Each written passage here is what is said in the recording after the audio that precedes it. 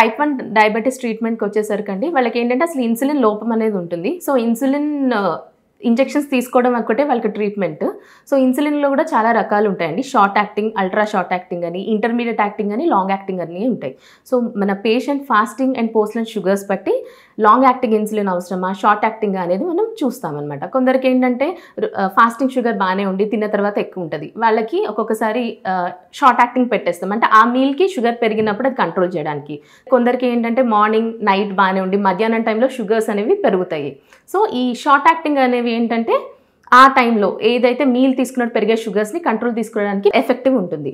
And second thing is long acting insulin, glargine అని, degludec అని ఉంటాయి. ఈ ఇన్సులిన్ ఏంటంటే 24 hours ఉంటుంది యాక్షన్. సో మనకి బేసల్ ఇన్సులిన్ అంటాం వీటిని. సో త్రూ అవుట్ డే ఈ ఇన్సులిన్ రిలీజ్ని రెగ్యులేట్ చేస్తే షుగర్ కంట్రోల్ని బాగా పెడతాయి అనమాట. సో కొందరికి ఏంటి షుగర్ బాగానే కంట్రోల్లో ఉంటుంది కానీ కొందరికి ఫాస్టింగ్ ఎక్కువ ఉంటుంది. సో ఇట్లాంటి వాళ్ళకి ఏంటంటే కొద్దిగా నైట్ షుగర్ డోస్ని రెగ్యులేట్ చేయడం కానీ ఇన్సులిన్ డోస్ని, లేదు అంటే ఈ లాంగ్ యాక్టింగ్ ఇన్సులిన్ పెట్టుకోవడం వల్ల కూడా మనకి ఫాస్టింగ్ షుగర్ అనేది కంట్రోల్లోకి వస్తుంది. బేసల్ బోలస్ రెజిమెన్ అంటాం. అంటే long acting insulin plus short acting కలిపి పెడతాం.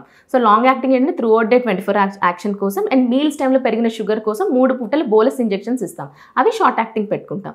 ఇట్లా కాకుండా కొందరికి ఏంటంటే ఇన్నిసార్లు ఇంజెక్షన్స్ తీసుకోవడం అనేది ఇబ్బంది ఉంటుంది. సో వాళ్ళకి ఏంటంటే ప్రిమిక్స్ ఇన్సులిన్స్ అని ఉంటాయి. అంటే short acting plus intermediate mixture లాగా వస్తాయి ఇన్సులిన్స్. వీటి బట్టి వాళ్ళ షుగర్స్ బట్టి వాళ్ళని 2/3, 1/3 డోస్ లాగా స్ప్లిట్ చేసి మార్నింగ్ 2/3, నైట్ 1/3 వాళ్ళ రిక్వైర్మెంట్ బట్టి ఇన్సులిన్ డోస్ని అలా డివైడ్ చేసి ఇస్తామన్నమాట.